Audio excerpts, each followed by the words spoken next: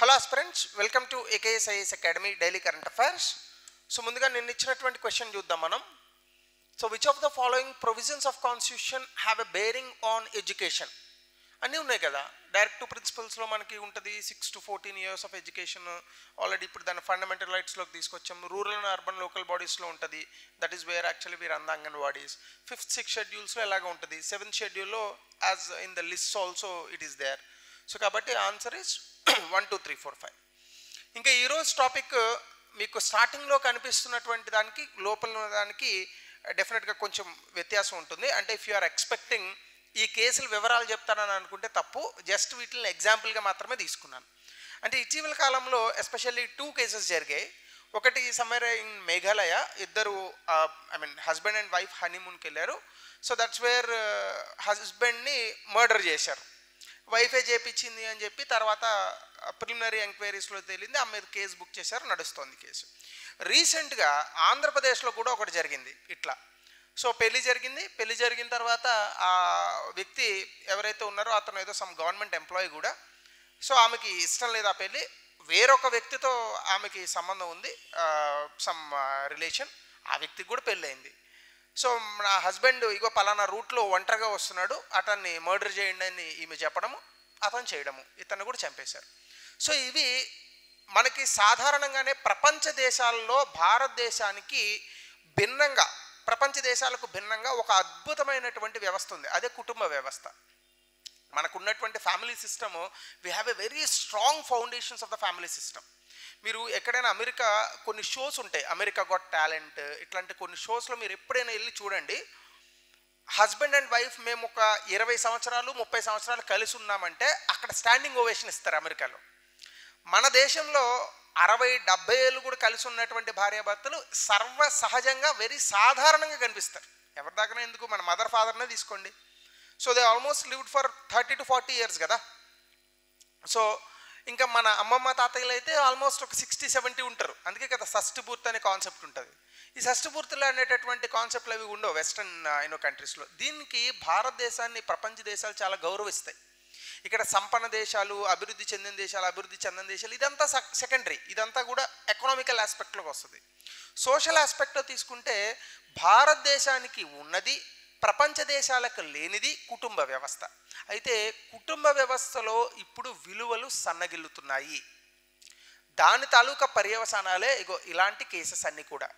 So దీనికి సంబంధించి మనం ఈరోజు ఎక్కడ ఈ ఫ్యామిలీ వాల్యూస్ తగ్గుతున్నాయి, మనం ఎలా వీటిని కరెక్ట్ చేయాలి, ఇట్లాంటి విషయాలన్నింటినీ కూడా మనం ఈరోజు చూద్దాం. ముందుగా న్యూస్లో ఇది ఎందుకు ఉంది అంటే ఆల్రెడీ 2 ఎగ్జాంపుల్స్ తీసుకున్నాను. ఆంధ్రప్రదేశ్లో ఎ విమెన్ వాజ్ అరెస్టెడ్. ఎందుకంటే మ్యారీడ్ లవర్తో ఆమె హస్బెండ్ని మర్డర్ చేయించింది. అది కూడా పెళ్ళయి కొన్ని వారాలు అయింది వ్యవధి. సో హస్బెండ్ లొకేషన్ పంపించింది, అతను చెప్పేశారు. అలాగే మేఘాలయలో కూడా ఈ రఘువంశీ అనేటటువంటి వ్యక్తిని ఆమె లవర్ ఎవరైతే ఉన్నారో వాళ్ళు చంపించారు. సరే డీటెయిల్స్లోకి వద్దు, ఎందుకంటే స్కామ్స్ అనేవి, మర్డర్స్ అనేవి ఇలాంటివి యూపీఎస్సీలో అడగడు. So we're not considering these things. But ఎగ్జాంపుల్స్గా తీసుకున్నాను. దీనికి రిలేటెడ్గా మనము ఎక్కడ చదవచ్చు అని అనుకుంటే సొసైటీ మీద చాలా క్వశ్చన్స్ అడుగుతాడు మనకి. So that's where actually will see what is family. అసలు ఇక్కడ నుంచి మొదలు పెడదాం, ఎందుకంటే మనం ఎవ్రీ క్లాస్ని బేసిక్స్తోనే మొదలు పెడతాం కాబట్టి. So what exactly is meant by a family అనేది కనుక మనం చూస్తే, ఫ్యామిలీ అనేటటువంటిది సామాజికంగా కనుక మనం మాట్లాడితే it's a social unit. Family అంటే ఇట్స్ ఎ సోషల్ యూనిట్, అంటే సామాజికంగా ఒక కలిసి ఉండేటటువంటి ఒక వ్యవస్థ. అది ఒక సామాజిక వ్యవస్థ. ఇది ఎట్లా ఉంటుందంటే ఇండివిజువల్స్ బౌండ్ బై కిన్షిప్, అంటే వాళ్ళకి ఒక రిలేషన్ ఉంటుంది. ఫర్ ఎగ్జాంపుల్ ఇప్పుడు నేనున్నాను, నా కొడుకున్నాడు అనుకోండి. సో మా ఇద్దరికి ఉన్న రిలేషన్ ఏంటి, రక్త సంబంధం, బ్లడ్ రిలేషన్షిప్, బ్లడ్ కిన్షిప్ అవుతుంది. అలా కాకుండా ఇప్పుడు నేను, నా భార్య, మ్యారేజ్ రిలేషన్షిప్ లేదు, మనం ఎవరినన్నా దత్తత తీసుకున్నాం, అడాప్షన్ రిలేషన్షిప్. సో ఇట్లా ఫ్యామిలీ యూనిట్ అనేటటువంటిది సాధారణంగా ఒక రిలేషన్, సంబంధ బాంధవ్యాలను కలిగి ఉంటుంది. అలాగే వీళ్ళు ఏం చేస్తారు, కలిసి బ్రతుకుతారు, ఆర్థికంగా ఒకరినొకరు సహకరించుకుంటారు, అలాగే పిల్లల్ని పెంచుతారు. ఈ కుటుంబ వ్యవస్థ కారణంగానే సమాజంలో నెక్స్ట్ జనరేషన్ అంటే తర్వాత తరం అనేటటువంటిది ఏర్పడుతుంది. అఫ్కోర్స్ దీనికి భిన్నంగా ఇప్పుడు భారతదేశంలో కూడా డింక్ ఎకానమీ అనేది ఒకటి వచ్చింది. డింక్ అనే ఒక కాన్సెప్ట్. డబుల్ ఇన్కమ్ అట, నో కిడ్స్ అట. డబుల్ ఇన్కమ్ నో కిడ్స్ అంటే ఏంటి? భార్య భర్త ఇద్దరు సంపాదిస్తారు, కానీ ఇద్దరికి పిల్లలు వద్దు, మనకు వచ్చినటువంటి డబ్బులు మనమే ఎంజాయ్ చేద్దాం, బాగానే ఉంటుంది ఒక 5 ఏళ్ళు 10 ఏళ్ళు. సో తర్వాత జీవితంలో వెనక్కి తిరిగి చూసుకుంటే ఏముందిరా అంటే ఒక 4 పార్కులు, 5 ఊర్లు, ఇంకొకటి కనిపిస్తాయి. ఆఫ్ కోర్స్ ఎవరి పర్సనల్ రిలేషన్ వాళ్ళకి ఇంపార్టెంట్, ఎవరి పర్సనల్ రిలేషన్ వాళ్ళకి privacy issue.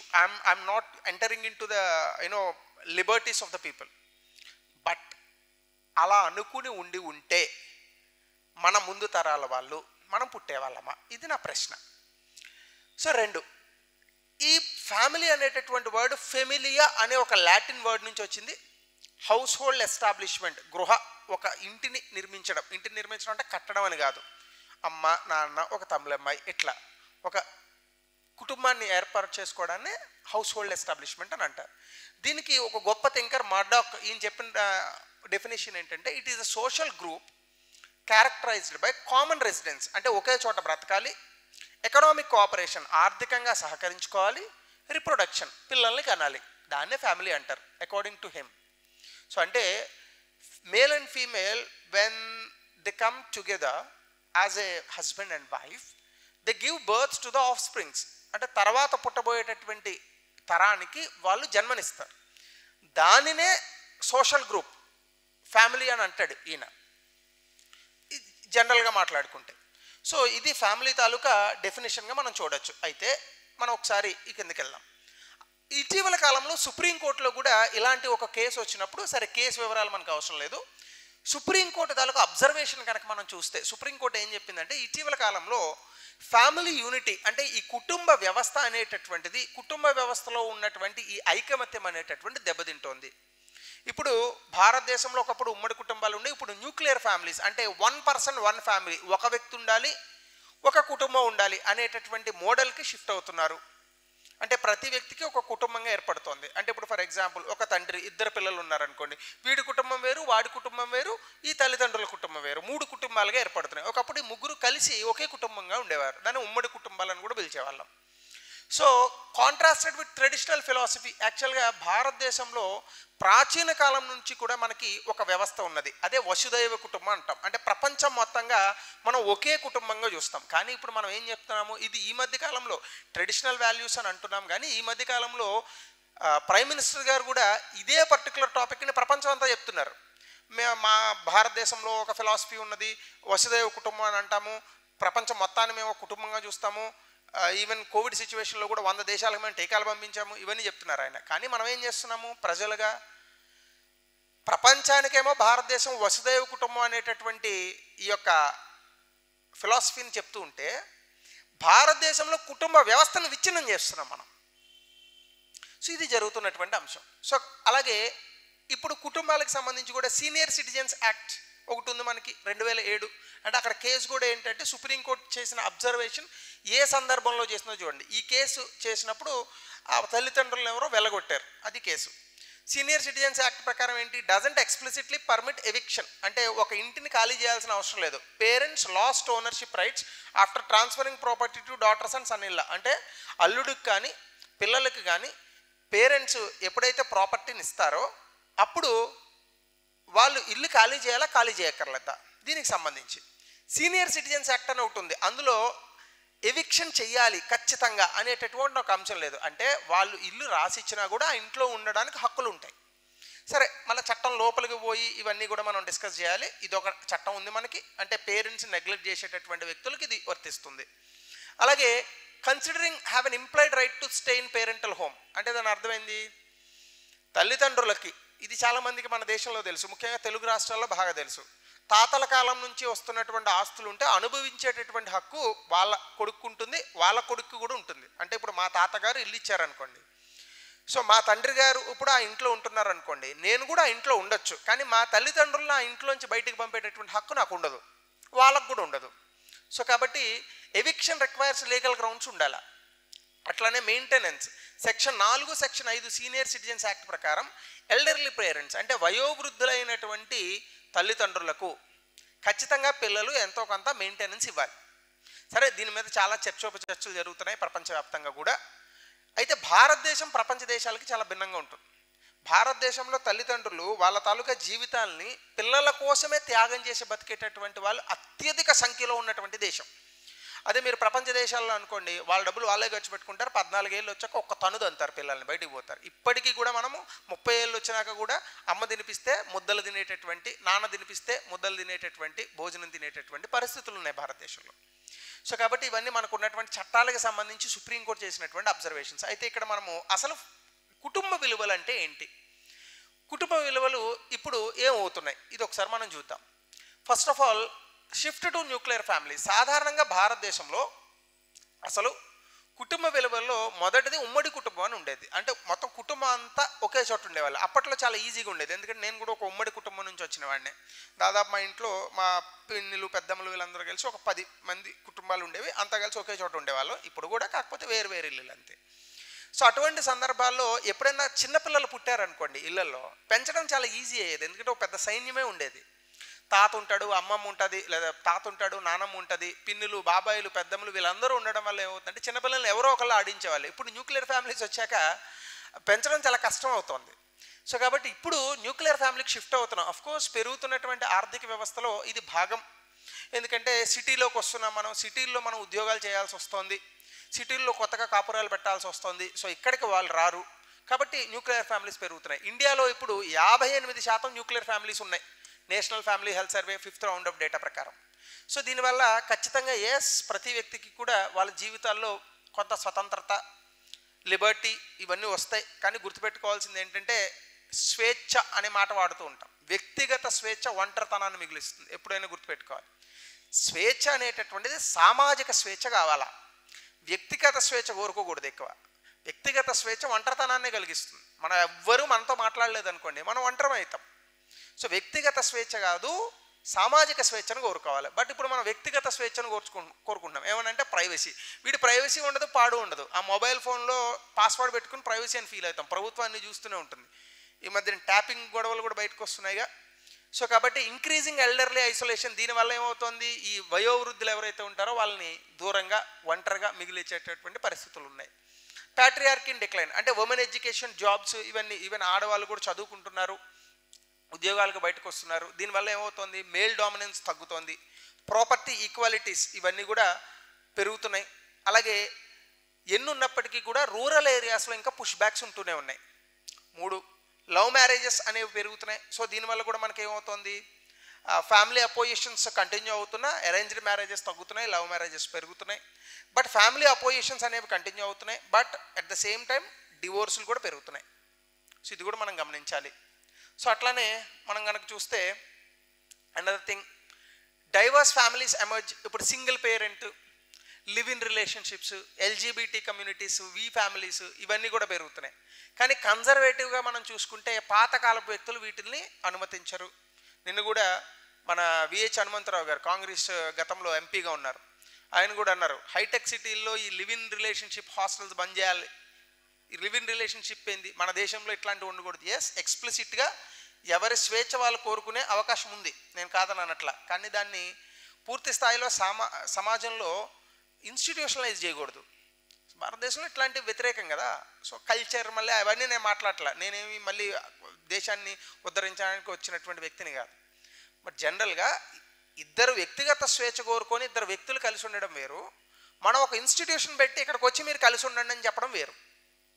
అలాగే policy reshapes, senior citizens acts ఎల్డర్స్ని ప్రొటెక్ట్ చేస్తుంది, కానీ జాయింట్ ఫ్యామిలీస్ అనేటటువంటి వెరౌడ్ అవుతున్నాయి. ఈవెన్ సరగసీ లాస్, ఇక్కడ ఎథికల్ డిబేట్స్, ఇవన్నీ కూడా భారతదేశంలో ఉన్నటువంటి అనేక ఫ్యామిలీ ఇష్యూస్కి సంబంధించినటువంటి అంశాలు. సో అట్లానే మీరు ఇక్కడ కనుక చూస్తే ఫ్యామిలీ ప్యాటర్న్స్ ఏం మారుతున్నాయి, సో అదే ఇక్కడ వచ్చింది. యాక్చువల్గా పైన మన ఫ్యామిలీ వాల్యూస్ అనేటటువంటిది ఇందులో వేరుంది. ఫ్యామిలీ వాల్యూస్ అనగానే మనకి ఏముంటాయంటే బేసికల్గా, సో ఇక్కడ అది కొంచెం ప్రింట్ సరిగ్గా పడలేదు. సో గతంలో మన ఫ్యామిలీ వాల్యూస్ నేను రాస్తాను.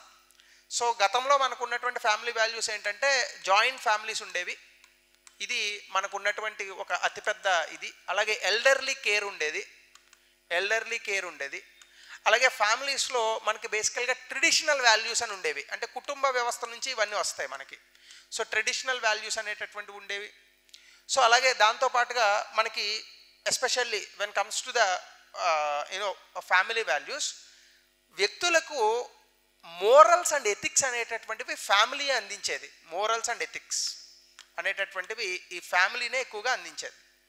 సో ఇవి సాధారణంగా మనం ఫ్యామిలీ వాల్యూస్గా తీసుకుంటాం. ఇందాక నేను చెప్పింది, ఇందాక ప్రింట్ తప్పడిందని అన్నాను కదా. సో ఫ్యామిలీ వాల్యూస్లో ఇప్పుడు వచ్చినటువంటి మార్పుల్ని మనం చూసాం. ఇవి changing patterns in the family values, అదే అనుకున్నాను.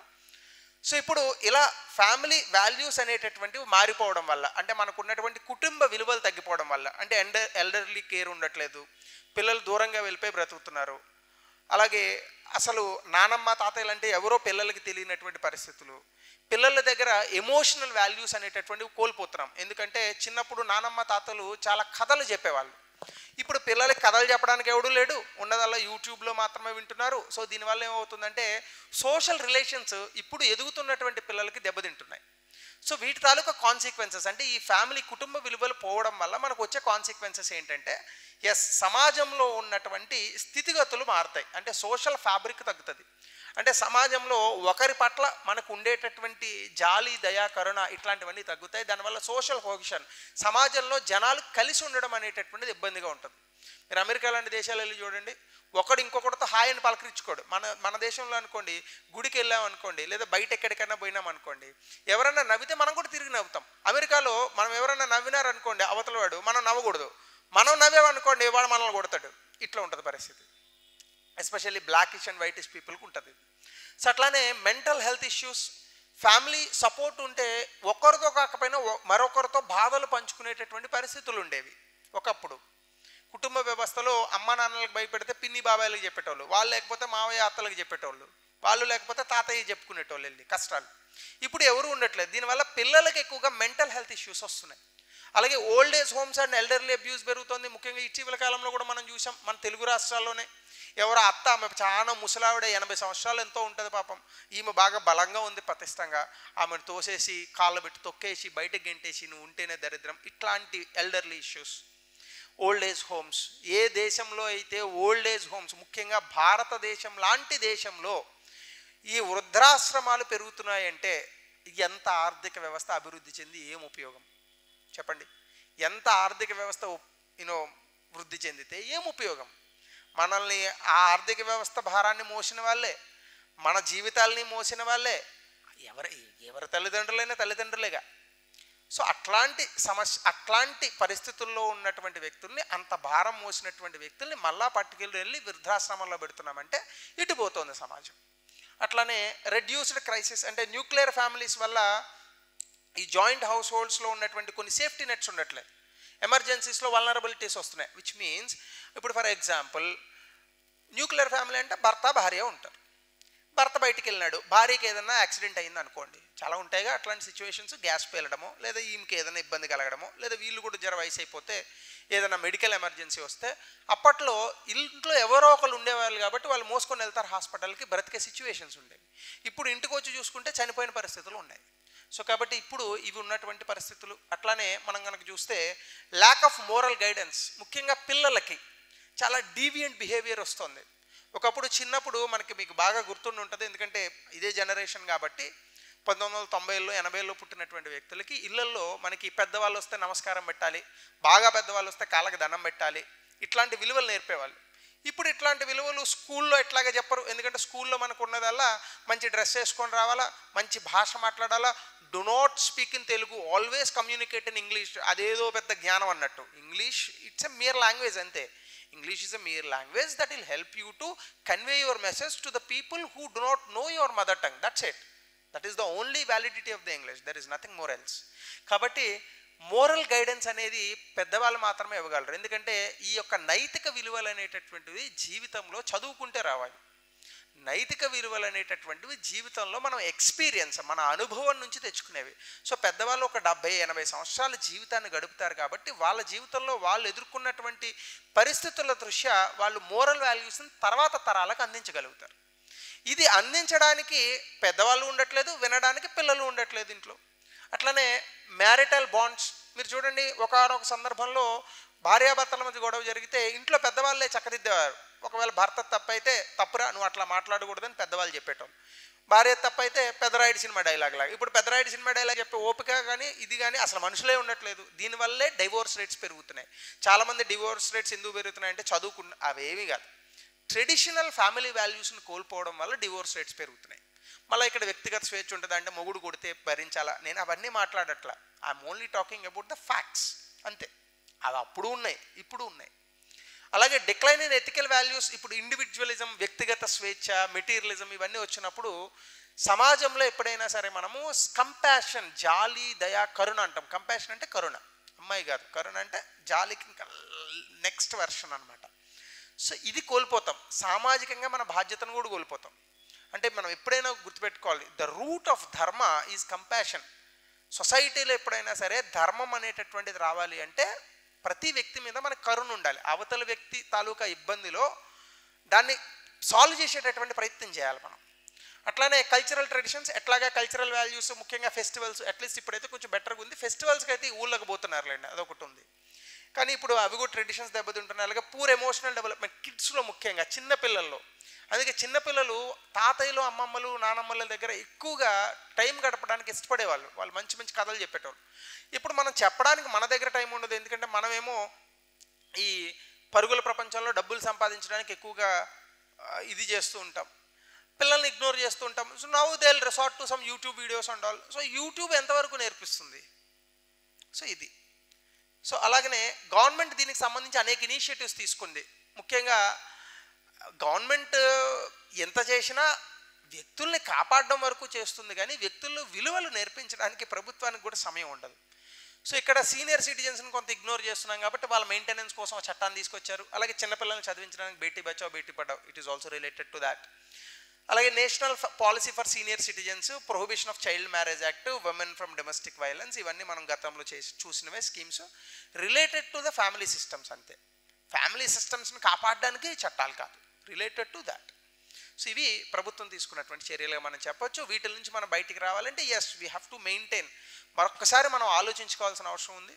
మనం బయట రాష్ట్రాల్లోనో బయట ఇదిలోనో బ్రతుకుతూ ఉండొచ్చు, కనీసం 2 నెలలకు 3 నెలలకు ఒక విజిట్ చేస్తే అట్లీస్ట్ మన పల్లెటూర్లు మనం ఎక్కడి నుంచి అయితే వచ్చామో మూలాన్ని మర్చిపోకూడదు కదా. సో విజిట్ చేస్తే బాగుంటుంది. సో మేబీ ఇట్లాంటివి మనం ట్రై చేయాలి. సో దీనికి సంబంధించి గతంలో ఇచ్చినటువంటి ప్రశ్న సమాధానాన్ని, గతంలో యూపీఎస్సీలో కాదు వేరే చోట నుంచి తీశాను. సో సమాధానాన్ని తెలపండి. అట్లానే to what extent is the weakening of family values contribute to the rising mental health issues and societal fragmentation. అంటే ఇలా మానసిక ఆరోగ్య సమస్యలు కానీ సామాజిక విచ్ఛిన్నం కానీ ఎంతవరకు ఫ్యామిలీ వాల్యూస్ పోవడం వల్ల పెరుగుతున్నాయి. సో దీనికి ఆన్సర్ని 200 పదాల్లో రాయండి. So thank you. ఇది ఈరోజు సెషన్. మళ్ళీ మనం కొత్త సెషన్లో రేపు కలుద్దాం.